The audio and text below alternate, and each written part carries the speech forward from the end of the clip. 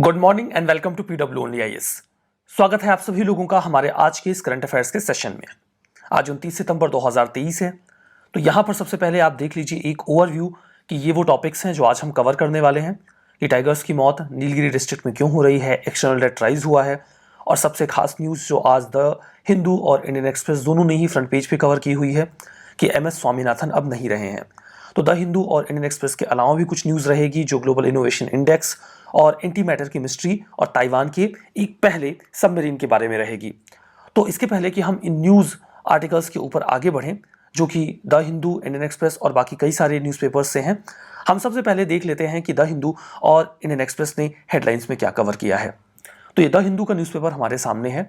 यहाँ पर फ्रंट पे सबसे पहले तो वही इंपॉर्टेंट न्यूज़ है कि हमारे ग्रीन रिवोल्यूशन के आर्किटेक्ट MS स्वामीनाथन जी अब हमारे बीच में नहीं हैं। उन्हें ईश्वर ने एक बहुत ही लंबी आयु दी थी और वो 98 वर्ष की आयु के बाद कल उनका देहांत हुआ है। इस पूरे मुद्दे पर एक डिफरेंट आर्टिकल, मतलब एक बढ़िया तरीके से सेपरेट आर्टिकल हम लोग डिस्कस करेंगे। तो अभी इस पे हमारी विस्तार से चर्चा होने वाली है। यहाँ पर जो ये आर्टिकल है, mob tries to storm Manipur CM's house, हम सभी लोगों ने कल डिस्कस किया था कि आफ्सपा को वहाँ पर इम्प्लीमेंट किया गया है। जो रिमेनिंग एरियाज थे वहाँ पर 1 अक्टूबर से ये आफ्सपा इंप्लीमेंट हो जाएगा। कुछ प्लेन एरियाज को छोड़ दिया गया है। उन प्लेन एरियाज को छोड़ने के ऊपर काफ़ी ज़्यादा विवाद है। ये विवाद एक वजह से और भी है क्योंकि जुलाई से ही 2 स्टूडेंट्स मिसिंग थे और अभी कुछ समय पहले ही उनकी डेड बॉडीज रिकवर की गई हैं। पता ये चला है कि उनकी किसी ने हत्या कर दी है और आरोप लगाया जा रहा है सिक्योरिटी पर्सनल्स के ऊपर, और इसी रेफरेंस में CM के हाउस को अटैक करने की कोशिश की गई। यहाँ पर गवर्नमेंट ने बिल्कुल क्लैरिफिकेशन दे दिया है कि हाँ, वो जो प्रोब है उसको इन्वेस्टिगेशन के फॉर्म में और आगे बढ़ाएंगे और ये देखा जाएगा कि आखिर ये घटना क्यों घटित हुई है। आफ्सा के ऊपर ये भी विवाद चल रहा है कि आखिर वैली एरिया को क्यों छोड़ दिया गया है और बाकी का हिस्सा क्यों आफ्सा के एम्बेट में लिया गया है। क्या ये किसी तरीके का डिस्क्रिमिनेशन नहीं है? तो ये तो पूरा वही एक्सटेंशन है जो कल न्यूज़ हमने आफ्सपा के डिस्कस करी थी, उसी का फॉलोअप न्यूज़ आप इसको बोल सकते हो। और यहाँ पर ये ग्रीन रेवोल्यूशन का पूरा आर्टिकल तो हमें विस्तार से डिस्कस ही करना है ना। द इंडियन एक्सप्रेस में भी यहाँ पर बिल्कुल फ्रंट पेज पर MS स्वामीनाथन जी के बारे में ही ये आर्टिकल पब्लिश किया गया है और बताया गया है कि नॉर्मन बोरलॉग हो सकता है कि ग्रीन रिवोल्यूशन के फादर रहे हों यूरोप में, अमेरिकाज में, लेकिन इंडिया में इस पूरे इनिशिएटिव को लीड करने का काम MS स्वामीनाथन जी ने ही किया।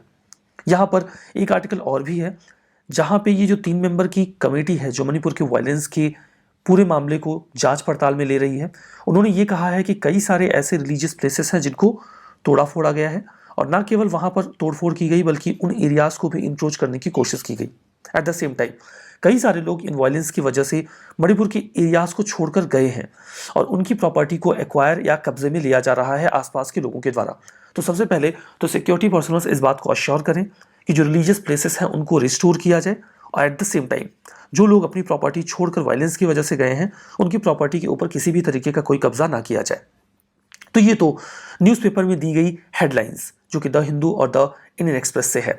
यहाँ पर अब हम लोग शुरुआत करेंगे अपनी इन हेडलाइंस के पहले आर्टिकल के साथ, and that is about the MS Swaminathan. MS Swaminathan ji के बारे में हम लोग चर्चा करेंगे जिन्हें इंडिया के ग्रीन रिवोल्यूशन के फादर के तौर पे हेल किया जाता है। 1925 में उनका जन्म हुआ और 2023 में कल उनकी मृत्यु हुई, जिसके बाद आज के न्यूज़पेपर्स में बहुत हैवी हाईलाइट है MS स्वामीनाथन जी के बारे में। 98 वर्ष की आयु में उनका देहांत होता है। इंडिया में पैडी यानी कि धान जिससे आप चावल खाते हैं, उसकी हाई यील्डिंग वैरायटी को डेवलप करने में इनका बहुत ही की रोल रहा। हाई यील्ड वैरायटी का मतलब ये है कि पहले जो हम लोग पैडी लगाते थे उसमें इतना प्रोडक्शन नहीं होता था कि जो हमारे फार्मर्स हैं वो उसकी सही इनकम अवेल कर सकें और हमारे देश को पूरा पूरा खाना मिल सके। इंडिया की वो सिचुएशन शायद आपने पढ़ी या सुनी हो अपने पेरेंट्स या ग्रैंड पेरेंट्स से कि देयर वाज अ टाइम जब इंडिया में खाने को पूरा अनाज नहीं होता था। सच्चाई तो ये है, मैं आपको बताता हूं कि जब नेहरू जी प्राइम मिनिस्टरशिप लेते हैं तो उन्होंने हैवी इंडस्ट्री के ऊपर फोकस किया और हैवी इंडस्ट्री के ऊपर काफ़ी ज़्यादा इन्वेस्टमेंट भी किया गया, लेकिन इससे जो इन्वेस्टमेंट एग्रीकल्चर में था वो नज़रअंदाज हुआ। इसीलिए जो इंडिया की पूरी पॉपुलेशन थी उसे खिलाने भर का अनाज हमारे यहाँ पैदा नहीं होता था। हमारे पास कुछ खास ऑप्शंस अवेलेबल नहीं थे, बजाय इसके कि हम जो ग्रेन्स हैं उनको इंपोर्ट करें। तो ग्रेन्स के जो इंपोर्ट का मामला है वो USA से स्टार्ट होता है। USA ने 1954 में एक स्कीम लॉन्च की जिसे कहा गया फूड फॉर पीस। जो food for piece scheme USA ने लॉन्च की उन्होंने पूरी स्कीम का नाम रखा PL 480। यहाँ पे जो PL है ये इंडिकेट करता था पब्लिक लॉ 480। ये यूएसए की पॉलिसी थी जहाँ पे उन्होंने ये बोला कि जो भी उनके पास सरप्लस फूड है वो डिस्ट्रीब्यूट करेंगे बाकी दूसरे देशों को। उसके लिए ऑफकोर्स वो काइंड ऑफ एक्सपोर्ट ही करेंगे, थोड़े बहुत पैसे लेंगे, लेकिन थोड़ा बहुत असिस्टेंस भी रहेगा। तो PL 480 स्कीम के तहत हमने भी अप्लाई किया कि भाई हमें भी गेहूं चावल दे दिया जाए, हमारे यहाँ भी अनाज नहीं होता। और यूएसए ने 1954 ऑनवर्ड्स हमें अपनी इस प्रोग्राम PL 480 के तहत अनाज देना शुरू भी कर दिया। लेकिन ये अनाज बिना शर्तों के नहीं आ रहा था। अगर आपने IR में थोड़ी बहुत रुचि ली हो, इंटरेस्ट लिया हो, तो आपको पता होगा कि 1945 ऑनवर्ड्स इंडिया में वर्ल्ड में एक कोल्ड वॉर शुरू हो गया था। ये जो कोल्ड वॉर था ये दो खेमों के बीच में था, एक ओर था यूएसए और दूसरी ओर था USSR। तो ये जो अमेरिका का PL 480 प्रोग्राम था, यानी कि पब्लिक लॉ 480, इसे एक तरीके से फूड डिप्लोमेसी के तौर पे देखा गया। यानी कि अमेरिका दूसरे देशों को अनाज देकर अपने खेमे में लेने की कोशिश कर रहा है। और ऑफ कोर्स इंडिया का इंक्लाइनेशन थोड़ा बहुत USSR की ओर था। तो ये जो फूड था ये शर्तों के साथ आने लगा। अब इस फूड के साथ दो प्रॉब्लम्स थी। पहली प्रॉब्लम तो इस फूड के साथ ये थी कि यहाँ पर जो अनाज हमें दिया जा रहा था वो बहुत ही खराब क्वालिटी का था, बहुत ही खराब क्वालिटी का था। कई बार तो ऐसा कहा जाता था कि ये अनाज जो हमें यहाँ दिया जा रहा है ये केवल पिग्स यानी कि सुअर के खाने लायक ही है, इसके अलावा और कोई भी इसे नहीं खा पाएगा। लाल गेहूं आया करता था और वो लाल गेहूं कई सारे केसेस में तो आधा सड़ा हुआ होता था। ऐसी कंडीशन में इंडियन गवर्नमेंट ने कंप्लेन भी करी यूएसए से कि जो अनाज हमें दिया जा रहा है, गेहूं दिया जा रहा है, ये बहुत ही खराब है और खाने लायक नहीं है। यूएसए का रिस्पॉन्स था कि इंडियंस यही खाने लायक है। बात चोट लगने वाली थी और हमें लगी भी, लेकिन क्या कर सकते थे। हमारे पास सिर्फ एक ही ऑप्शन था कि हम अपने यहाँ इतना अनाज पैदा करें कि हमें किसी और देश के सामने कम से कम फूड ग्रेन्स के लिए हाथ ना फैलाना पड़े। और दूसरी प्रॉब्लम ये थी कि इस PL 480 प्रोग्राम के तहत अमेरिका चाहता था कि कोल्ड वॉर में हम उनकी मदद करें। अगर आपका खाना किसी के हाथ में हो तो वो आपकी गर्दन दबाने की कोशिश ज़रूर करेगा, और ऐसी कंडीशन में कई बार हमें उनकी बात माननी भी पड़ जाती है। लेकिन इंडिया ने फैसला किया कि हम इसके आगे निकलेंगे। 1964 का समय आता है, और जब 1964 का टाइम आता है तो आप सभी लोगों को पता होगा कि शास्त्री जी प्राइम मिनिस्टर बनते हैं। काफ़ी नोन है। देश की हालत ख़राब थी और देश फूड क्राइसिस फेस कर रहा था। कई सारे केसेस में तो अमेरिका ने PL 480 प्रोग्राम के तहत हमें अनाज देने से भी मना कर दिया, जिसकी वजह से इंडिया में फैमिन की सिचुएशन बन गई। फैमिन की इस सिचुएशन को ओवरकम करने के लिए शास्त्री जी ने एक आह्वान भी किया था कि हर परिवार हफ्ते में एक दिन सिर्फ एक टाइम ही खाना खाए। और ऐसा करने से पहले उन्होंने खुद भी ये काम शुरू किया। इन सभी सिचुएशंस को ओवरकम करने के लिए हमें ज़रूरत थी कि हम इंडिया में एक ग्रीन रेवोल्यूशन इंट्रोड्यूस करें। उस ग्रीन रेवोल्यूशन के लिए हमें चाहिए थे हाई यील्ड वैरायटी के सीड्स, हमें चाहिए थे अच्छी क्वालिटी के फर्टिलाइजर्स और इंसेक्टिसाइड्स, और इसके अलावा कनाल का एक अच्छा नेटवर्क। इंडिया में इस फूड क्राइसिस का एक कारण भारत का बंटवारा भी था, क्योंकि जो आज वर्तमान का बांग्लादेश का एरिया है वहां पर बहुत ज़्यादा राइस होता था, उसे इंडिया का राइस बाउल कहा जाता था, और वो हमसे अलग हो गया।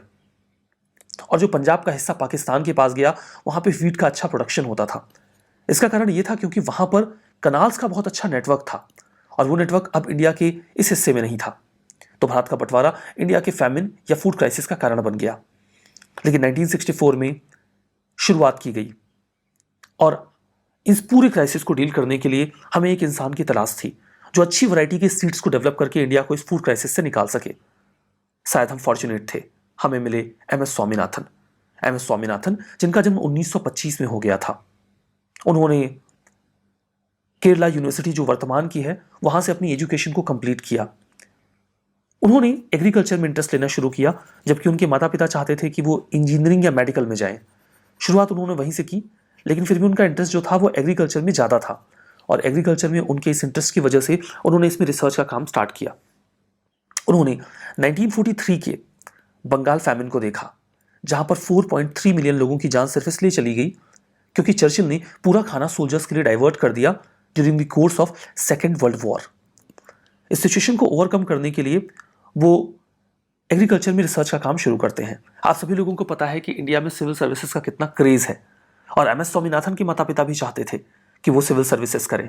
उन्होंने एग्जाम दिया और उन्होंने IPS क्वालिफाई भी किया, सर्विस ज्वाइन की, लेकिन बहुत समय तक जॉब नहीं किया और छोड़कर रिसर्च पर्पज से वो US और कई सारी यूरोपियन कंट्रीज में गए। उसी दौरान उनकी मुलाकात नॉर्मन बोरलॉग से हुई, जो मैक्सिको में हाई यील्ड वैरायटी के पैडी क्रॉप्स को डेवलप कर रहे थे। उन्होंने उनसे रिक्वेस्ट की कि इन पैडी क्रॉप्स को वो इंडिया के लिए भी दे, और MS स्वामीनाथन की इस रिक्वेस्ट को नॉर्मन बोरलॉग ने एक्सेप्ट भी कर ली। वो यहाँ पर आए और उन्होंने Indian institute of agriculture research को ज्वाइन किया। इसके पहले उन्होंने एक राइस इंस्टीट्यूट रिसर्च जो था उसको भी ज्वाइन किया हुआ था, राइस इंस्टीट्यूट जो रिसर्च के पर्पज से बनाया गया था। MS स्वामीनाथन जी का जो ज़्यादातर रिसर्च का काम था वो पोटैटो यानी कि आलू के ऊपर था, लेकिन जब वो इंडिया में आया तो उन्होंने राइस के ऊपर रिसर्च करनी शुरू करी और जल्दी ही वो Indian institute of agriculture research को दिल्ली में ज्वाइन कर लेते हैं। उनके ज्वाइन करने के बाद उन्होंने इस काम पर काफ़ी तेज़ी ला दी। छोटे स्केल पर ये जो मैक्सिको से लाए गए डॉफ प्लांट्स थे राइस के, उनको बोया गया और अच्छा और प्रॉमिसिंग रिजल्ट आया, लेकिन फार्मर्स अभी भी इसे उगाने को राजी नहीं थे। MS स्वामीनाथन इसे बड़े स्केल पर पोर्ट्रे करना चाहते थे। उन्होंने प्राइम मिनिस्टर से रिक्वेस्ट की कि उन्हें बड़े एरिया में ये नई वैरायटी के जो पैडी क्रॉप्स हैं उनको लगाने दिया जाए। शास्त्री जी ने अनुमति दी और इन्हें लगा दिया गया। बहुत अच्छे रिजल्ट्स आए। इस रिजल्ट्स के बाद फार्मर्स का जो डर था कि ये नए क्रॉप्स कैसे होंगे वो निकल गया और एक बहुत बड़े हिस्से के ऊपर इंडिया में पैडी के इन नए सीड्स को बोया गया। फर्टिलाइजर्स, कनाल नेटवर्क, इन पर भी काम किया गया और 5 मिलियन टन हमारा प्रोडक्शन बढ़ गया। धीमे धीमे अब हमारे पास खुद के खाने भर का अनाज होने लगा था। इंदिरा गांधी जी का समय आया 1971 और इंडिया ने खुद को फूड सफिशिएंट डिक्लेयर कर दिया। फूड सफिशिएंट डिक्लेयर करने में MS स्वामीनाथन जी का एक बहुत बड़ा रोल था, नहीं तो दूसरे देश हमें आग दिखाते। ये वो समय था जब अमेरिका हमें फूड ग्रेन्स देने से मना कर रहा था और अब समय आ चुका था। आज का आप समय देखिए जब अमेरिका हमसे रिक्वेस्ट करता है कि हम दूसरे देशों को ग्रेन्स की सप्लाई करें। आज इंडिया ना केवल अपने खुद के खाने भर के अनाज को उगाता है बल्कि दूसरे देशों को एक्सपोर्ट भी करता है। And that is all because of doctor MS Swaminathan. कहते हैं काम ऐसा करो कि आपके मरने के बाद भी आपको याद किया जाए, और MS स्वामीनाथन वही पर्सनालिटी हैं जिन्हें उनके बाद भी याद किया जाएगा। इंडिया की ग्रीन रेवोल्यूशन की सक्सेस में एक बहुत की रोल प्ले किया उन्होंने। नॉर्मन बोरलॉग ने, जो कि एक अमेरिकन फार्म साइंटिस्ट थे, मैक्सिको में इनका बहुत ज़्यादा काम था। 1970 में उन्हें नोबेल प्राइज़ भी मिला और नोबेल प्राइज़ मिलने के पहले उन्होंने एक लेटर लिखा था जिसमें उन्होंने अप्रिशिएट किया था MS स्वामीनाथन को उनके वर्क के लिए जो उन्होंने इंडिया में किया था। उनके बारे में कुछ बेसिक जानकारी यहाँ पर भी है। MS स्वामीनाथन को 1967 में पद्मश्री और रमन मैग्सेसे अवार्ड दिया गया उनकी 1971 में कम्युनिटी लीडरशिप के लिए। 1972 में सरकार ने उन्हें पद्म भूषण से भी नवाजा क्योंकि उन्हीं के एफर्ट से 1971 में इंडिया सेल्फ सफिशिएंट बन गया इन फूड ग्रेन्स। 1982 से 88 के बीच में उन्होंने international rice research institute Philippines में भी काम किया और 1987 में वो पहले ऐसे व्यक्ति बने जिन्हें वर्ल्ड फूड प्राइज और फर्स्ट फॉरेनर वो ऐसे बन गया जिन्होंने फिलीपींस का golden heart presidential award avail किया। 1988 में उन्होंने एक self profit not for profit trust भी बनाया, that was MSSRF।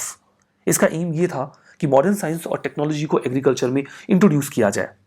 November 2004 MS Swaminathan जी ने एक चेयरमैन की पोस्ट अवेल की नेशनल कमीशन ऑन फार्मर्स के लिए, और यही वो कमीशन था जिसने ये कहा कि फार्मर्स को MSP का जो प्राइस है वो उनकी सोइंग कॉस्ट, प्रोडक्शन कॉस्ट का 1.5 टाइम्स मिलना चाहिए।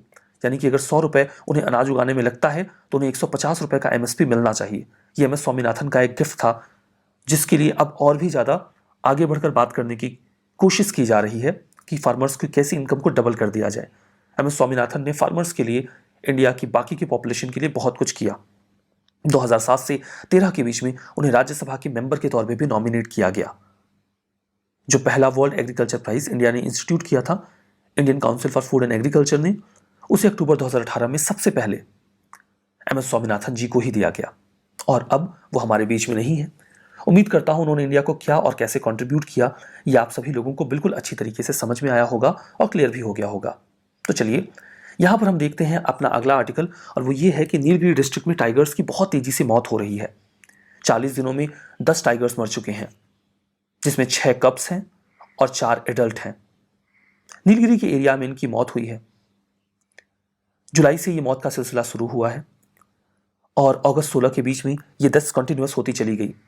मुद्दुमलाई टाइगर रिजर्व, इसमें जो बफर जोन का एरिया है, यहाँ पर ये मौतें रिकॉर्ड की गई। इनका क्या कारण है, इसके बारे में हमें कुछ खास पता नहीं। इसके पहले कि मैं इनके कारणों पर चर्चा करूं, मैं चाहता हूं आप मुद्दुमलाई टाइगर रिजर्व देखें और नीलगिरी बायोस्फीयर रिजर्व भी। ये मैप आप देखिए, इस मैप में जो पूरा कलर स्पॉटेड एरिया आपको दिख रहा है, ये एक्चुअली में नीलगिरी बायोस्फीयर रिजर्व का एरिया है। बायोस्फीयर रिजर्व एक बहुत बड़ा एरिया होता है। इसके अंदर national park, wild life sanctuaries सब आ जाती हैं। और ये जो नीलगिरी बायोस्फीयर रिजर्व है ये 3 राज्यों में फैला हुआ है, कर्नाटका, केरला और तमिलनाडु। इनके कंजंक्शन पे आपको मिलेगा। यहाँ पर अलग अलग प्रोटेक्टेड एरियाज हैं। अगर आप ये डार्क रेड कलर देख पा रहे हो तो ये नागरहोल नेशनल पार्क है, जिसका नाम आप सुनते रहते हो। और यहाँ पर जो थोड़ा सा लाइट रेड कलर है ये बंदीपुर नेशनल पार्क है। यहाँ पर ये जो बिल्कुल डार्क ग्रीन कलर आप लोग देख पा रहे हो ये वेनाद वाइल्ड लाइफ सेंचुरी है। और यहाँ पर बिल्कुल सेंटर में जो आपको ब्लू कलर दिख रहा है ये है मुदुमलाई टाइगर रिजर्व। और यही वो नीलगिरी बायोस्फीयर रिजर्व का हिस्सा है जहाँ पर टाइगर्स की लगातार मौत हो रही है। इसके अलावा ये जो डार्क ग्रीन कलर है ये मुकुर्थी नेशनल पार्क है। और यहाँ पर ये जो लाइट ग्रीन कलर है ये एक्चुअली में साइलेंट वैली नेशनल पार्क है, जिसके बारे में आप सुनते रहते हो, बहुत ही पॉपुलर और फेमस है। और ये बाकी का जो हिस्सा आपको दिख रहा है ना, ये कोई स्पेसिफिक हिस्सा नहीं है, ये नीलगिरी बायोस्फीयर रिजर्व का बाकी का हिस्सा है। तो यहाँ पर Nagarhole national park, Wayanad wildlife sanctuary, Bandipur national park, at the same time Mudumalai tiger reserve, Mukurthi national park, silent valley national park, इन सभी को मिलाकर बनता है नीलगिरी बायोस्फीयर रिजर्व। और ये वो हिस्सा है जहां पर इन मौतों का सिलसिला शुरू हो गया है। कई सारे कारण बताए जा रहे हैं इन टाइगर्स की मौत के। पहला कारण तो ये है कि इस पूरे हिस्से में टाइगर्स की डेंसिटी ज़्यादा है। डेंसिटी ज़्यादा होने की वजह से वो कई बार इस टाइगर रिजर्व से निकल के आसपास के एरियाज में चले जाते हैं। टाइगर्स का अपना एक हिस्सा होता है, एक एरिया जहाँ पे वो रहते हैं। जब वो उस एरिया के बाहर जाते हैं तो उनका जानवरों के साथ क्लैश होता है, क्योंकि उन्हें अपने एरिया में अब खाने को खाना नहीं मिल रहा होता। इस क्लैश में कई बार वो घायल हो जाते हैं और उनकी मौत होती है। कुछ टाइगर्स जो इसमें मारे गए उनके शरीर पे चोट के निशान पाए गए, वो किसी और जानवर या टाइगर्स के साथ लड़ाई के थे। ये तो एक कारण था। दूसरा कारण ये था कि ये जो छोटे कब्स यानी कि बच्चे मरे हुए पाए गए, इनके पेट खाली थे, तो ये भूख की वजह से मरे थे। लेकिन एक सरप्राइजिंग बात ये थी कि जो टाइग्रेस थी उनकी माँ वो कहीं आसपास नहीं दिखी, जबकि ऐसा नहीं होता। जब भी कब्स मरते हैं तो माँ 200 से 250 मीटर के बीच ही मंडराती रहती है, कहीं जाती नहीं।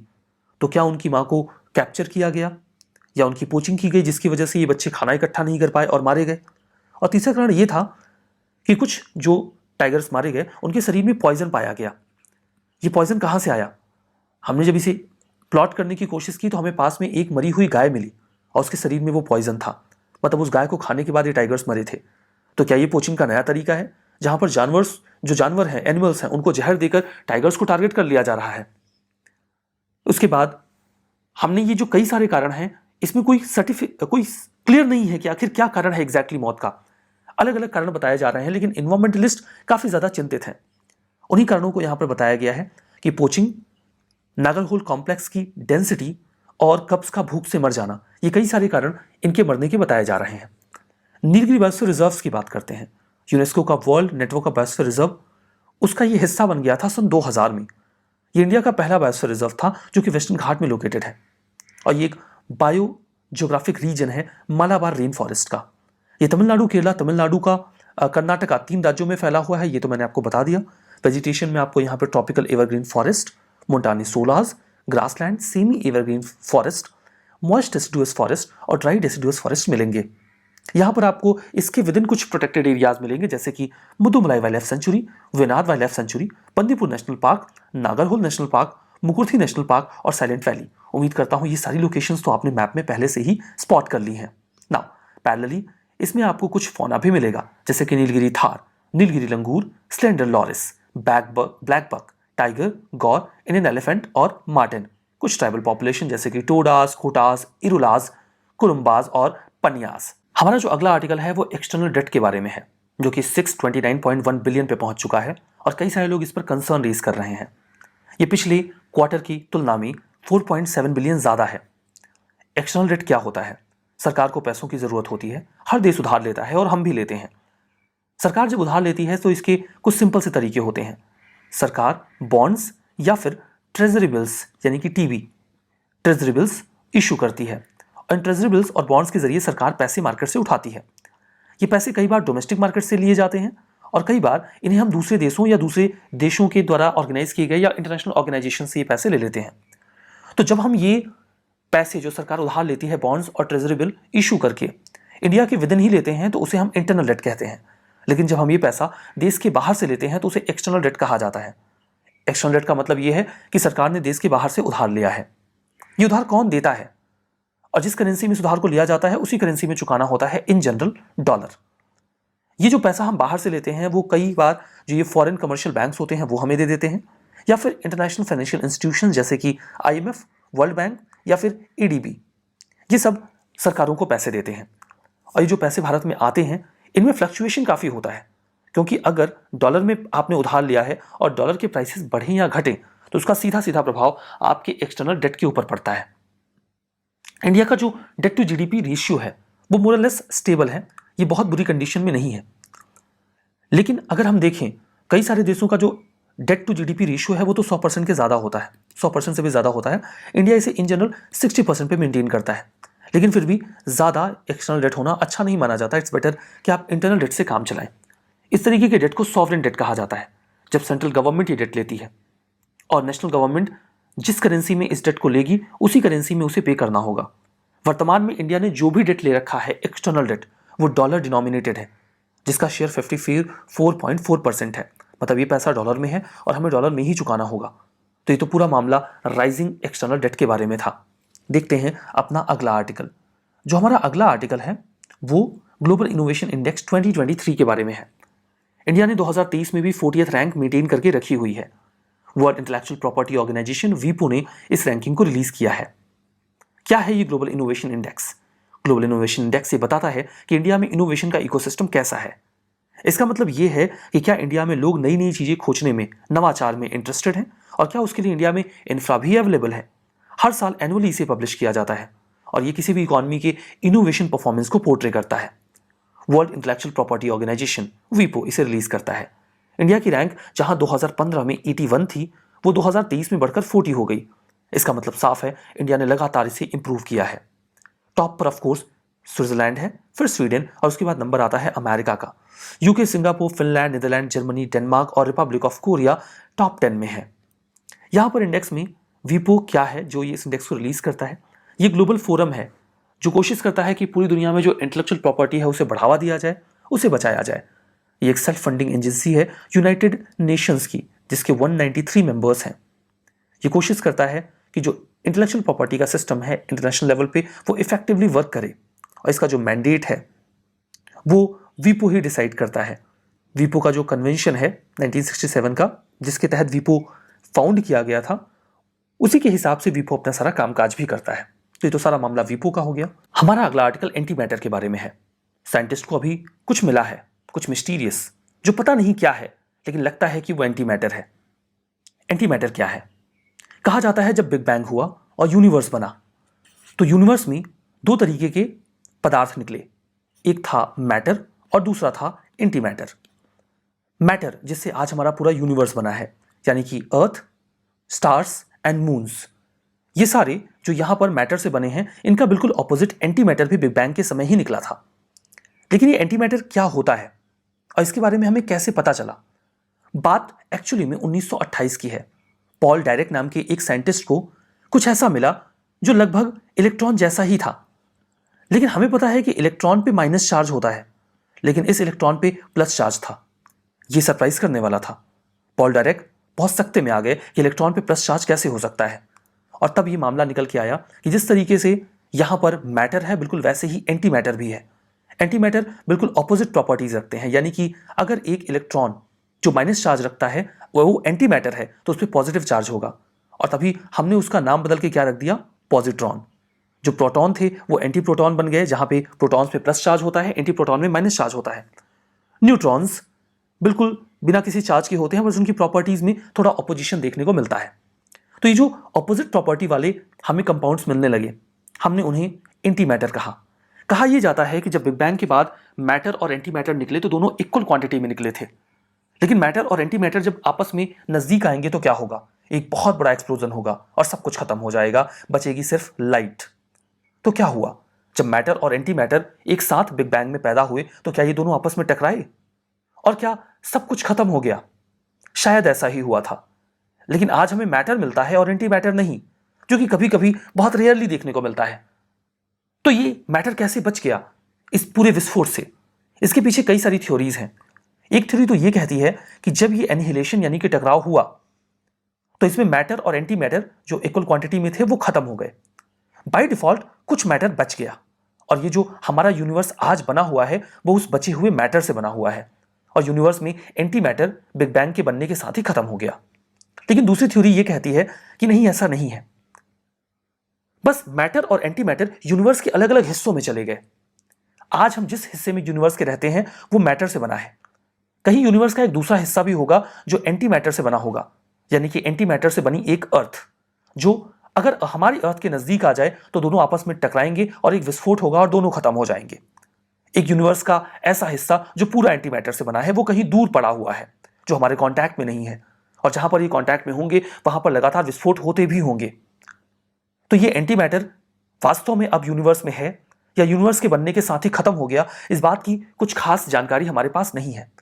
बस मामला इतना है कि जो प्रॉपर्टीज मैटर की होती हैं बिल्कुल उसकी ऑपोजिट प्रॉपर्टीज एंटी मैटर की होती हैं। ये सब एटॉमिक पार्टिकल्स होते हैं जो नॉर्मल मैटर से उल्टा बिहेव करते हैं। इनका इलेक्ट्रॉनिक चार्ज भी रिवर्स्ड होता है और बिग बैंग के समय ही उनका ओरिजिन बताया जाता है। ये भी एटॉम से ही बने होते हैं, बिल्कुल वैसे ही जैसे कि मैटर बने होते हैं। और जैसे कि मैंने आपको बताया कि 1928 में पॉल डायरैक ने पहली बार इन एंटी मैटर्स की बात की विद अपोजिट चार्ज, और इन्हें नाम दिए गए एंटी पार्टिकल, जैसे कि positron, anti neutron, anti proton और एंटी न्यूट्रिनो। क्या होगा जब ये आपस में टकराएंगे? एक एनिहिलेशन होगा, सब कुछ खत्म हो जाएगा। लेकिन कहां गया ये एंटी मैटर? ये सवाल अभी भी हमारे मन में बना हुआ है, और इसे बैरियन एसिमेट्री कहा जाता है। जो सब एटॉमिक पार्टिकल्स होते हैं जैसे प्रोटॉन और न्यूट्रॉन्स, इनके लिए कंपोजिट टर्म है बैरियन, और इनमें जो असिमेट्री मिलती है, मतलब कि इनके टकराने के बावजूद जो एंटी मैटर है वो हमारे पास नहीं है और मैटर है, तो ये सवाल हमें आज भी कचोटता है और साइंटिस्ट लगातार इस पर एक्सपेरिमेंट कर रहे हैं कि आखिर कहां गया ये एंटी मैटर। नाउ ताइवान ने अपना पहला डोमेस्टिकली मेड सबमरीन लॉन्च कर दिया है। ताइवान वैसे तो टेक में बहुत एडवांस है, लेकिन डिफेंस टेक के ऊपर उसका काम उतना पुख्ता नहीं है, और इसीलिए ये उसकी एक बड़ी अचीवमेंट है। ताइवान जो कि स्ट्रेटेजिकली इंपॉर्टेंट लोकेशन है पैसिफिक ओशन में, चाइना, जापान और फिलीपींस के नजदीक में, ये मैप में चाइना के बिल्कुल किनारे लोकेशन आपको दिख रही है। इसे नेशनल गेटवे भी कहा जाता है साउथ ईस्ट एशिया और साउथ चाइना सी का। यह हाईटेक इलेक्ट्रॉनिक्स और सेमीकंडक्टर में दुनिया में बहुत आगे है। दुनिया का 60% सेमीकंडक्टर ताइवान में ही बनता है, और 90% से ज्यादा एडवांस सेमीकंडक्टर भी यहीं बनता है। ताइवान चाइनीज कंट्रोल में आया जब वहां पे किंग डायनेस्टी आई 17वीं शताब्दी में, और उसके बाद 1895 में चाइना ने ताइवान से अपना कंट्रोल खो दिया जब जापान ने इस पर कब्जा कर लिया। 1945 में जब जापान की हार हो जाती है तो ताइवान एक बार फिर से फ्री हो जाता है, और उसके बाद से ताइवान खुद को आज़ाद घोषित करता है, बिकॉज तब यहाँ पर एक नेशनलिस्ट गवर्नमेंट जो चाइना में पहले थी वो भाग कर आ गई। दुनिया के 12 देश इसे ऑफिशियली रिकॉग्नाइज करते हैं, इंक्लूडिंग वेटिकन सिटी। हालांकि इनमें से कोई बड़ा देश नहीं है, ज़्यादातर आइलैंड कंट्रीज हैं जो इसे एक्सेप्ट और एक्नॉलेज करती हैं। चलिए अब आपके सामने 2 क्वेश्चंस रखता हूं जो प्रीवियस ईयर के हैं, विद एक्सपेक्टेशन कि इसका आंसर आप कमेंट बॉक्स में करेंगे। With reference to the expenditure made by an organization और अ कंपनी, कौन सा स्टेटमेंट यहां पे सही है? पहला, नई टेक्नोलॉजी कैपिटल एक्सपेंडिचर का पार्ट है। दूसरा, डेट फाइनेंसिंग को कैपिटल एक्सपेंडिचर कंसीडर किया जाता है, जबकि इक्विटी फाइनेंसिंग को रेवेन्यू एक्सपेंडिचर। ये थोड़ा सा आपने इकोनॉमी पढ़ा होगा तो आप कर पाएंगे, ना कर पाए तो परेशान मत होइएगा, गूगल करिएगा, क्योंकि इससे आप प्रीवियस ईयर का एक क्वेश्चन सॉल्व करेंगे। ये क्वेश्चन मुझे लगता है आपके लिए आसान होगा। रैंकिंग्स वगैरह पे यूपीएससी अक्सर क्वेश्चन पूछती रहती है। 2016 में ईज ऑफ डूइंग बिजनेस के ऊपर यूपीएससी ने क्वेश्चन पूछा था, सिंपल सा था, कौन डिक्लेयर करता है? जवाब मुझे कमेंट बॉक्स में चाहिए। ऑप्शंस में OECD, world economic forum, world bank और डब्ल्यूटीओ हैं। मुझे पता है आप आंसर कर ले जाएंगे, क्योंकि आप लोग बहुत मेहनत से हर दिन पढ़ाई कर ही रहे हैं, तो इन क्वेश्चंस को आंसर करना मुश्किल नहीं होगा। तो कमेंट बॉक्स में बताइए इन सवालों के जवाब, और ये भी कि ये सेशन आपको कैसा लगा। ये करंट अफेयर्स के सेशंस अगर आपके लिए बेनिफिशियल हैं, डू मेंशन। तो आज के सेशन को हम यहीं पे रोकते हैं, मिलेंगे कल फिर करंट अफेयर्स के अगले सेशन में। तब तक के लिए बहुत बहुत धन्यवाद।